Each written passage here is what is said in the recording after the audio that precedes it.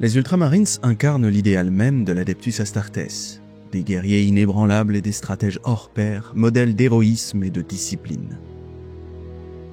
À la fois conquérants et protecteurs, ils se tiennent comme le parangon du Space Marine, exemplaires tant par leur bravoure que par leur stricte fidélité au Codex Astartes.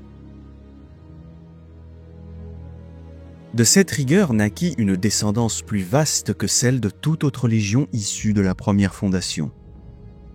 Innombrables sont les chapitres successeurs qui se réclament du sang d'Ultramar, et tous œuvrent à prouver leur valeur dans le sillage de leurs ancêtres.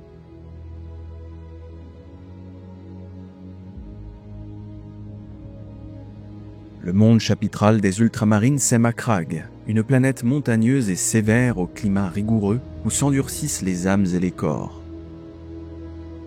Elle se trouve au cœur d'Ultramar, un royaume stellaire de monde civilisé et prospère, véritable exception au sein d'un impérium ravagé par la guerre et la décrépitude. Chaque planète d'Ultramar vit dans une discipline quasi militaire et ses populations rivalisent d'ardeur pour offrir leurs fils au rang du chapitre. Être choisi comme aspirant ultramarine est une gloire sans égale, et les cités dressent des statues colossales à la mémoire de ceux qui ont atteint cette apothéose. De toutes les campagnes qu'ils ont menées à travers la galaxie, peu égale en intensité l'épreuve qu'ils durent affronter sur leur propre terre. En 745 M41, la première flotte ruche tyrannide, Behemoth, fondit sur Ultramar avec une voracité apocalyptique. La guerre culmina dans la bataille désespérée de Macragge, où la première compagnie des Ultramarines fut anéantie dans les galeries glacées de la forteresse polaire, se sacrifiant jusqu'au dernier pour endiguer la marée Xénos. Ce fut une blessure terrible pour le chapitre, dont la perte résonne encore dans sa mémoire collective. Pourtant, par leur discipline, leur foi et leur résilience, les Ultramarines se surmontèrent cette tragédie. Aujourd'hui, ils se dressent plus vigoureux que jamais, rempart indomptable de l'humanité contre ses innombrables ennemis.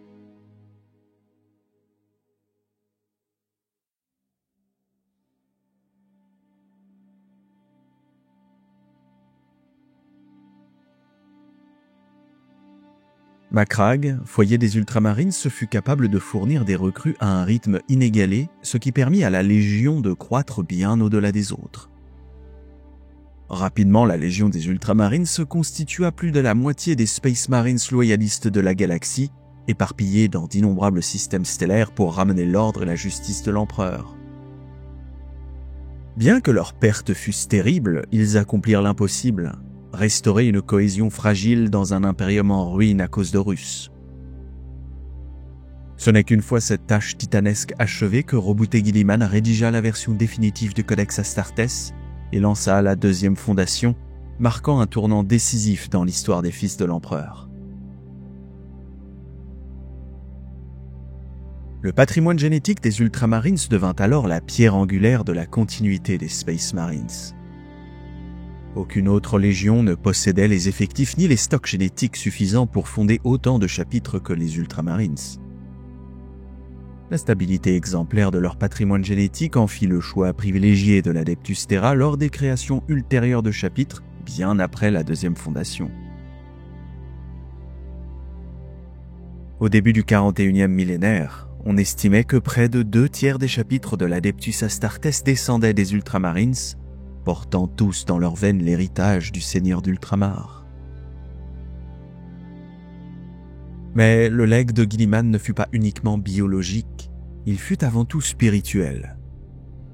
Pour tous ses fils, il demeure l'incarnation absolue de ce que doit être un Space Marine. Depuis la deuxième fondation, pas un seul maître de chapitre des Ultramarines n'a jamais dévié des préceptes et des standards établis dans le Codex Astartes.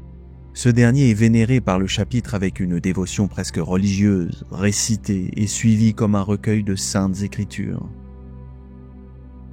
Le retour de Guilliman à la tête des armées de l'Imperium à une époque où les ténèbres semblaient devoir tout engloutir n'a fait que renforcer la ferveur et la fierté de ses fils, ainsi que celle de leurs innombrables successeurs.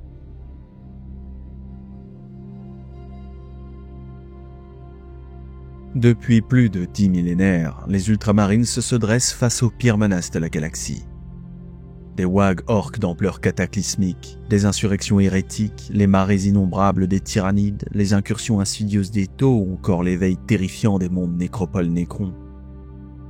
Non seulement ils ont résisté, mais ils ont triomphé encore et encore, en véritables champions de l'humanité.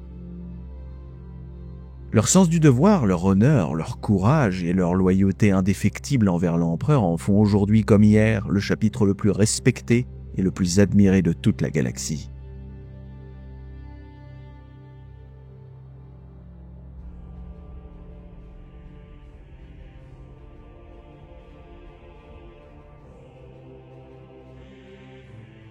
Lorsque l'empereur lança sa grande croisade pour unifier la galaxie sous sa bannière, il le fit à la tête de vastes légions de Space Marines. Chacune de ces armées titanesques était forgée à partir du matériel génétique d'un seul primarque, et chacune reflétait les traits, les vertus et les failles de son père génétique. La 13e Légion, les Ultramarines, fut confiée à Roboute Guilliman, dont l'esprit méthodique, la discipline et le génie organisationnel marquèrent profondément ses fils. Sous son commandement, la 13e devint l'une des légions les plus efficaces de la croisade, un instrument de conquête et de civilisation aussi implacable que raffiné.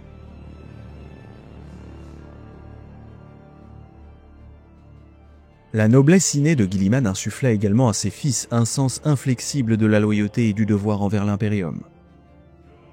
Ce fut cette vertu qui les protégea des séductions venimeuses des dieux sombres lorsqu'éclata la grande hérésie.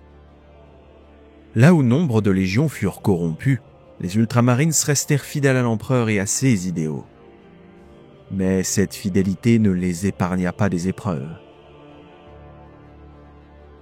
Ciblés par les machinations perfides des Worldbearers et par la sauvagerie des World-Eaters, ils furent contraints de défendre les 500 mondes d'Ultramar contre une invasion brutale et cruelle. Cette diversion les retint loin de Terra et lorsque Guilliman mena enfin ses fils vers le monde Trône, la bataille décisive était déjà achevée et l'empereur trônait brisé sur son trône d'or.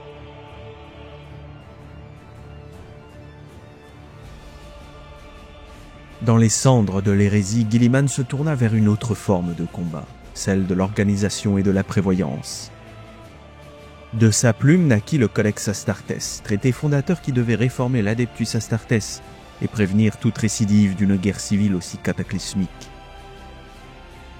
Dans ce texte, il canalisa toute son intelligence stratégique et toute sa volonté de préserver l'Imperium, divisant les légions en chapitres pour empêcher qu'un seul homme ne puisse jamais concentrer un pouvoir militaire comparable à celui d'Horus.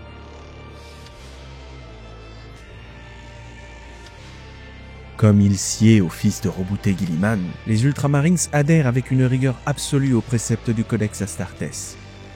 Depuis plus de 10 millénaires, ils combattent selon les méthodes consignées dans ces textes vénérés, sans jamais céder à la tentation de l'adaptation libre ou de la surinterprétation.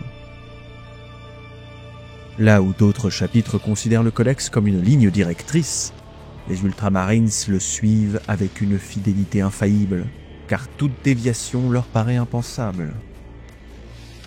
Pour eux, le Codex n'est pas seulement un manuel militaire, c'est une œuvre quasi divine, écrite de la main d'un des fils de l'empereur lui-même et dont la sagesse demeure éternelle.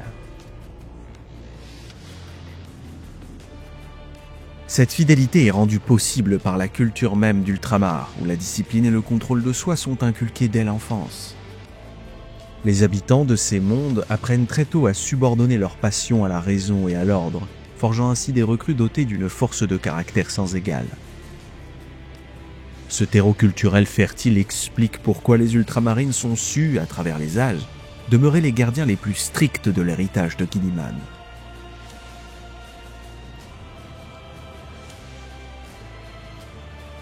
Le Codex Astartes lui-même est d'une richesse insondable. Pour chaque situation tactique, il fournit des centaines de pages détaillant stratégies, procédures et manœuvres de la guerre d'escarmouches aux campagnes planétaires à grande échelle. Chaque guerrier du chapitre est tenu d'en mémoriser de vastes passages, si bien qu'à l'échelle d'une compagnie entière, le texte sacré peut être restitué intégralement. Le codex est à la fois un recueil de doctrines militaires et un mémorial vivant, conservant la mémoire d'innombrables combattants, les insignes de leurs unités et les récits glorieux de leurs assauts. Ainsi, à travers ces pages, les Ultramarines se savent non seulement guidés par la sagesse de Guilliman, mais également porteurs de l'héritage de 10 millénaires de guerre sainte pour l'humanité.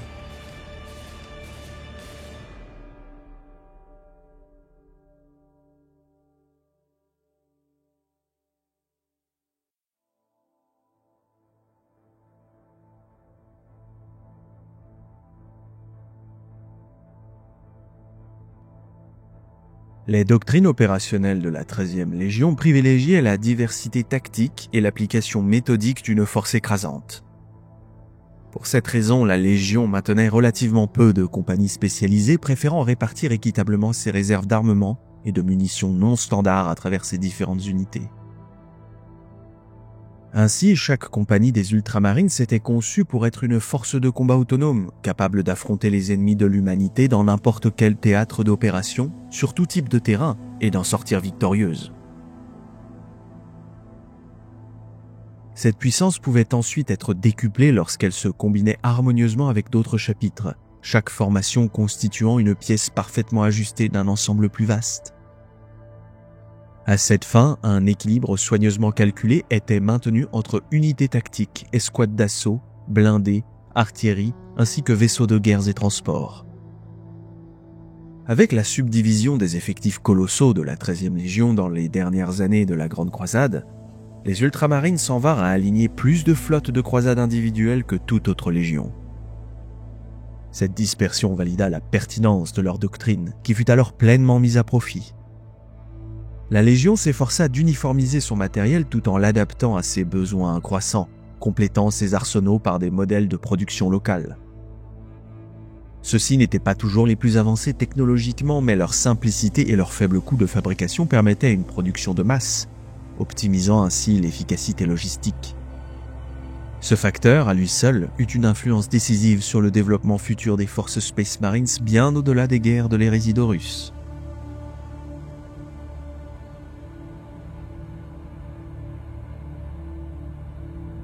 Bien que cette doctrine d'adaptabilité structurée se soit profondément enracinée dans l'identité de nombreux chapitres issus de la 13e, certains conservèrent des particularités notables. Le 4e chapitre de la Légion, connu sous le nom d'Aurorans, privilégiait de longue date la guerre mécanisée et alignait près de 5 fois plus de véhicules blindés qu'une formation standard. Le 22e chapitre de la Légion, surnommé Némésis, portait quant à lui l'héritage de ses contingents Terran d'origine et conserva une proportion inhabituelle d'unités de destroyers. Cette force singulière en fit l'une des rares formations Ultramarines à être déployée de façon régulière dans le cadre des opérations Exterminatus, incarnant la part la plus sombre mais nécessaire de la guerre menée par la 13e.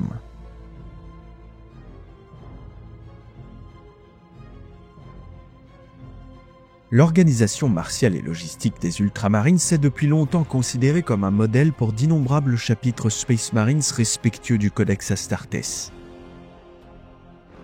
Héritée des réformes de Guilliman après l'hérésie d'Horus, cette structure respecte scrupuleusement les principes édictés par le Primarque, n'admettant que de rares déviations, toujours soigneusement pesées et intégrées dans le cadre stratégique prévu par le Codex.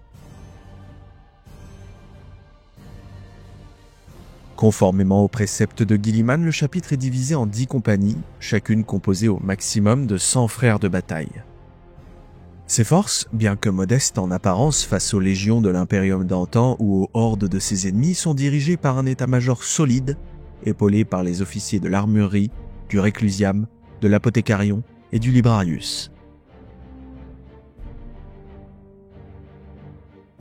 Ces compagnies sont renforcées par des chars lourds, aéronefs d'attaques et pièces d'artillerie de l'armurerie, ainsi que par les puissants vaisseaux de guerre de la flotte du chapitre.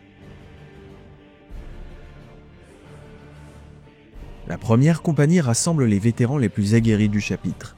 Ces guerriers d'élite, forgés par des siècles de combat, incarnent l'expérience et la sagesse de l'ordre. Leur maîtrise tactique et leur endurance les rendent pratiquement impossibles à arrêter. Les vétérans peuvent être détachés dans des forces de frappe mêlant plusieurs compagnies, apportant leur savoir-faire et leur puissance de feu afin de galvaniser les jeunes guerriers. Ainsi, la sagesse accumulée par ces héros bénéficie à l'ensemble du chapitre, et leur présence peut décider de l'issue d'une campagne. Les 2e à 5e compagnies sont les compagnies de combat, cœur offensif des Ultramarines.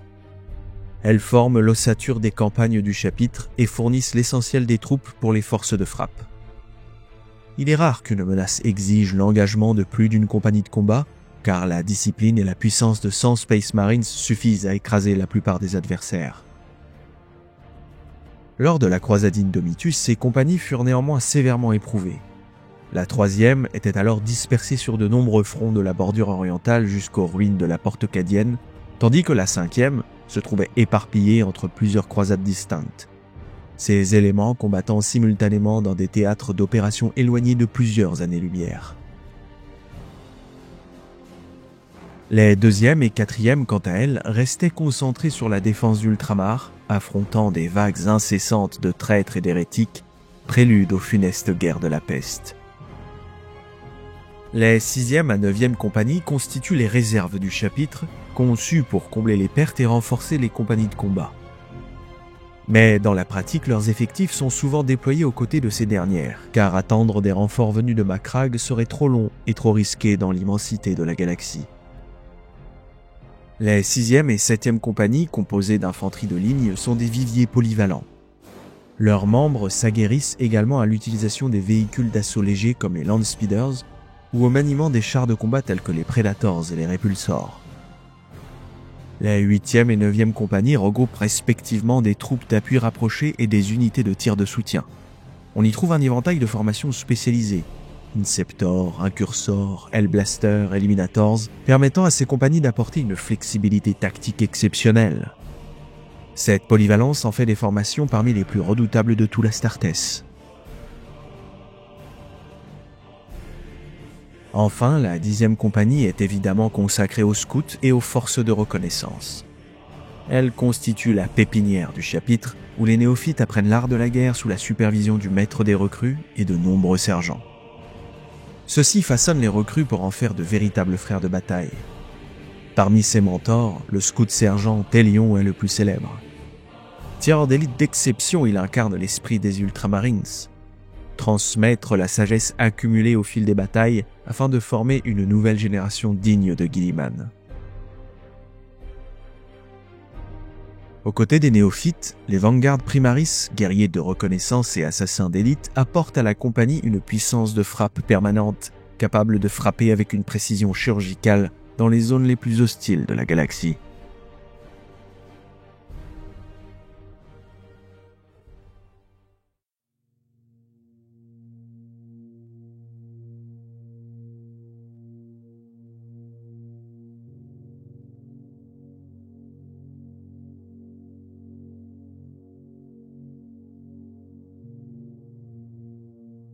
L'armurerie des Ultramarines se repose dans les entrailles de la titanesque forteresse de Hera. Sanctuaire d'acier et de flammes, c'est là que sont entretenus les bolters et les armures énergétiques, les chars de bataille et les pièces d'artillerie du chapitre. C'est également dans ces cryptes résonnantes que sommeillent les Dreadnoughts, vénérables guerriers réduits à des sarcophages de fer, attendant l'heure où leurs frères les réveilleront pour qu'ils reprennent les armes au nom de l'empereur. Sous la bannière de l'armurerie se rassemblent toutes les ressources lourdes du chapitre. À la fois lieu de forge et institution militaire, elle constitue un domaine quasi indépendant où règne l'autorité absolue des Tech Marines. C'est également auprès de l'armurerie que les commandants des forces de frappe viennent requérir les véhicules et l'équipement nécessaires à leur campagne. Les Ultramarines comptent parmi leurs trésors nombre de reliques mécaniques héritées d'âges oubliés aux capacités meurtrières inégalées. À cela s'ajoute une impressionnante cohorte de dreadnoughts dont les sarcophages peuvent être réveillés lorsque la guerre l'exige. Ces anciens, parfois âgés de plusieurs millénaires, ne sont pas seulement des armes vivantes. Ce sont aussi les gardiens d'une sagesse immémoriale, prodiguant à leurs frères des conseils stratégiques et des interprétations pratiques, voire uniques du Codex Astartes, forgé au fil d'innombrables siècles de guerre.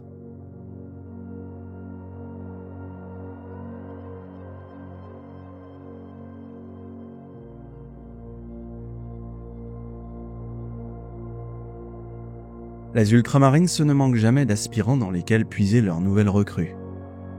L'admiration que la population d'Ultramar voue à son chapitre est telle que chaque famille considère comme un honneur suprême qu'un de ses fils rejoigne les frères de bataille.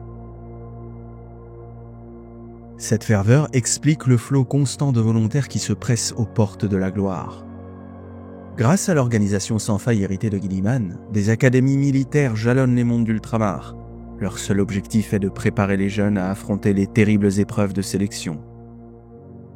Bien que les Ultramarines proviennent d'un royaume civilisé et prospère, où l'honneur et la décence sont élevés au rang de vertu cardinale, ils ne s'illusionnent pas sur la réalité de la galaxie. Ils savent qu'elle regorge de monstruosités cauchemardesques et de périls capables de briser les plus endurcis. Pour défendre l'empire qu'ils ont bâti et qu'ils s'efforcent de répandre, les fils de Guilliman doivent cultiver une volonté implacable, une endurance surhumaine et la détermination d'accomplir l'impossible. Cela exige d'eux qu'ils sacrifient une part de leur propre humanité, et c'est pourquoi leurs épreuves d'initiation n'ont rien à envier à celles des chapitres les plus impitoyables, tels que les Fleshtirers, les Mortifactors, les Marines Malevolent ou encore les Space Wolves. Chaque aspirant suit un chemin singulier vers l'armure bleue et l'aquila doré. Tous ne proviennent pas des académies. Certains sont remarqués lors d'actes de bravoure, d'autres cherchent eux-mêmes à rejoindre le chapitre. Chaque académie, de son côté, cultive ses propres traditions et rivalise avec ses consoeurs pour fournir les recrues les plus accomplies. Cette diversité n'est pas perçue comme un défaut par les Ultramarines, mais comme une force. Elle garantit que les néophytes arrivent au chapitre avec un éventail d'expériences et de compétences élargies.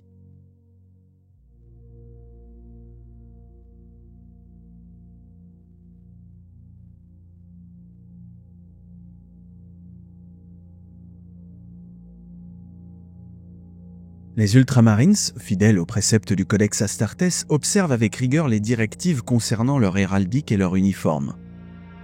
Que ce soit pour les insignes de compagnie, d'escouade ou de campagne individuelle, pour les grades, les numéros ou les couleurs, chaque détail est strictement codifié. Au combat, les frères de bataille revêtent une armure bleu cobalt soigneusement polie, souvent enrichie d'ornements d'or façonnés par les artificiers les plus habiles, tandis que leurs véhicules arborent des motifs évoquant le marbre et la majestueuse architecture de Macragge. Avant l'engagement, la plupart de ces décorations ostentatoires sont retirées, remplacées par des marquages pratiques adaptés aux nécessités du champ de bataille. Une tradition remontant à l'époque de la Légion, bien avant que le Codex Astartes ne structure l'ensemble. Guilliman lui-même enseignait que la puissance de l'Imperium se manifeste autant dans la discipline et l'efficacité militaire que dans la présence impressionnante d'une cohorte de guerriers glorieux, unifiés dans ces armures resplendissantes et porteuses des idéaux qu'ils défendent. Au cœur de cette identité se trouve l'icône du chapitre, le symbole Ultima, dont l'apparition a été relevée par les érudits sur des cartes stellaires d'Ultramar antérieures à l'arrivée de Guilliman sur Macragge il y a plus de 10 000 ans. Cet emblème unit tous les frères de bataille et les relie à leur foyer. Le fait que chaque guerrier arbore le symbole souvent à plusieurs reprises sur son armure rappelle que nul membre du chapitre n'est au-dessus des valeurs fondamentales de fraternité, d'honneur et de loyauté qui définissent les Ultramarines. Il incarne le lien sacré entre le guerrier et son foyer, ainsi que la raison pour laquelle chaque bataille est menée, protéger l'Imperium et les mondes qu'il a juré de défendre.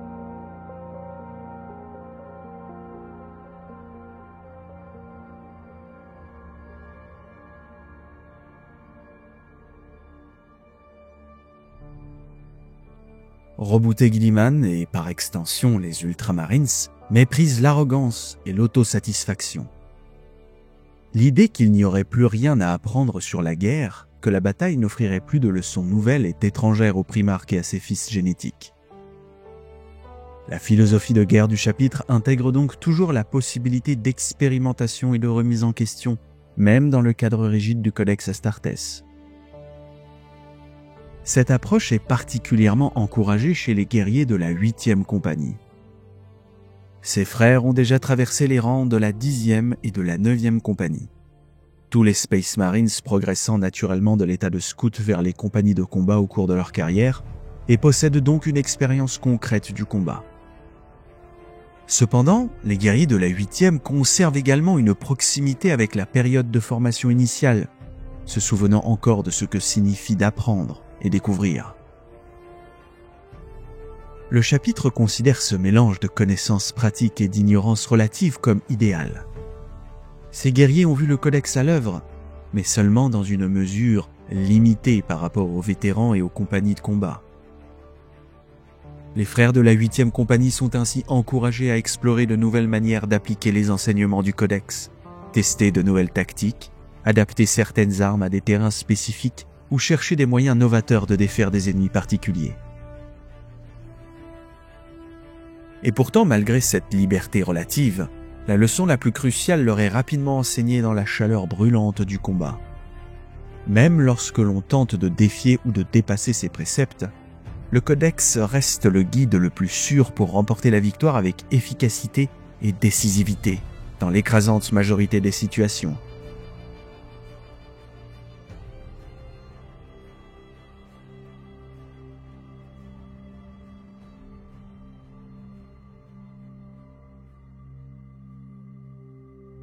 Pour permettre aux fils de Guilliman de réaliser leur immense potentiel, les Ultramarines se disposent d'une capacité de production colossale. Armes, blindés, véhicules, vaisseaux et munitions sont fabriqués en quantité considérable. De nombreuses procédures opérationnelles mises en œuvre devant les manufactures d'Ultramar remontent encore à la Grande Croisade. L'accent y est mis sur la production à grande échelle de matériel standard, favorisant une construction rapide et fiable ainsi qu'une compatibilité maximale des composants. Cette organisation facilite les réparations sur le champ de bataille et le remplacement immédiat de tout équipement perdu ou endommagé, assurant que le chapitre puisse rester opérationnel dans les conflits les plus prolongés.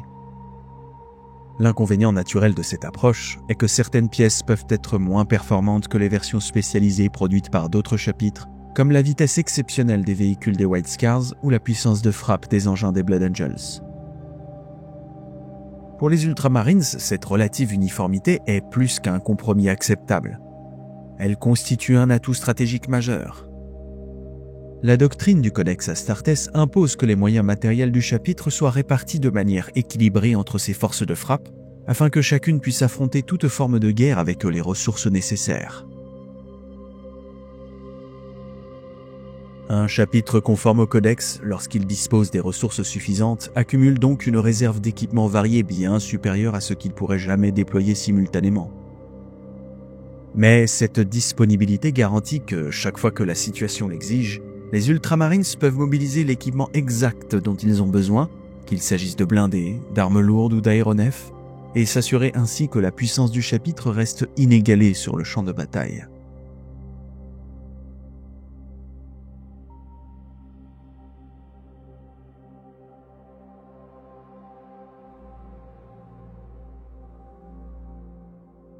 Soumis à une existence rude, le peuple de Macragge s'est forgé un caractère solide et besogneux, profondément ancré dans des valeurs martiales strictes. La discipline, l'autonomie et l'honneur sont considérés comme des vertus cardinales inculquées dès l'enfance au sein des académies. Les habitants d'Ultramar comptent parmi les peuples humains les plus rigoureux de la galaxie et vouent un respect absolu à la toute-puissance de l'empereur. Se battre en son nom est pour eux l'ultime expression de leur dévotion et le service le plus noble qu'un individu puisse lui offrir. Leur réputation n'est plus à faire, et leur société est souvent citée comme exemple de réussite et de piété dans l'ensemble de l'Imperium. Sur le champ de bataille, les Ultramarines s'appliquent avec rigueur les préceptes de Guilliman, héritant d'une part de son talent stratégique et de sa férocité légendaire. Les anciens rois guerriers de Macragge enseignaient qu'un guerrier devait rentrer de la bataille soit portant son bouclier, soit porté dessus sans vie. Cette maxime demeure aujourd'hui un principe sacré. Aucun ultramarine ne s'autoriserait à porter atteinte à l'honneur de son chapitre. Les archivistes veillent à consigner avec soin les faits héroïques qui élèvent sans cesse la gloire et la renommée des Ultramarines à travers la galaxie. Il incombe aux dirigeants de montrer l'exemple en toutes circonstances, de briller et de faire preuve d'audace dans le feu de l'action. Tel est l'héritage des anciens rois d'Ultramar, transmis au tétrarque du chapitre par la main de Guilliman lui-même. Un seigneur de guerre, membre de l'élite dirigeante, incarne cette tradition en toute chose. Il partage le fardeau de ses guerriers sans plainte, ne recule jamais devant le danger et guide ses frères avec la certitude que ceux-ci le suivront jusqu'aux portes de l'enfer. Parmi toutes les vertus martiales, le primarque accorde la plus grande importance à la sagesse, la capacité de discerner le moment où il faut se replier pour reprendre l'avantage et celui où il faut tenir sa position jusqu'au dernier souffle pour défendre le royaume de l'empereur. Un chef véritable sait comment tirer parti de la force de ses partisans et transformer une défaite apparente en victoire grâce à une contre-attaque soigneusement préparée et exécutée avec maîtrise. Un équilibre constant entre discipline et audace, entre tradition et innovation, entre force et sagesse. Leur puissance ne réside pas seulement dans le métal de leurs armures ou dans la précision de leurs armes, mais dans la fidélité à des idéaux qui transcendent la simple guerre. Chaque frère, chaque chef s'efforce de faire honneur à ses valeurs, conscient que la véritable victoire ne se mesure pas seulement en ennemis vaincus, mais en civilisation préservée, en peuple protégé et en héritage transmis aux générations futures. Dans cette quête, les Ultramarines ne combattent pas seulement pour l'Imperium, mais pour l'idée même de ce que signifie être humain et loyal, dans un univers où l'obscurité guette à chaque tournant.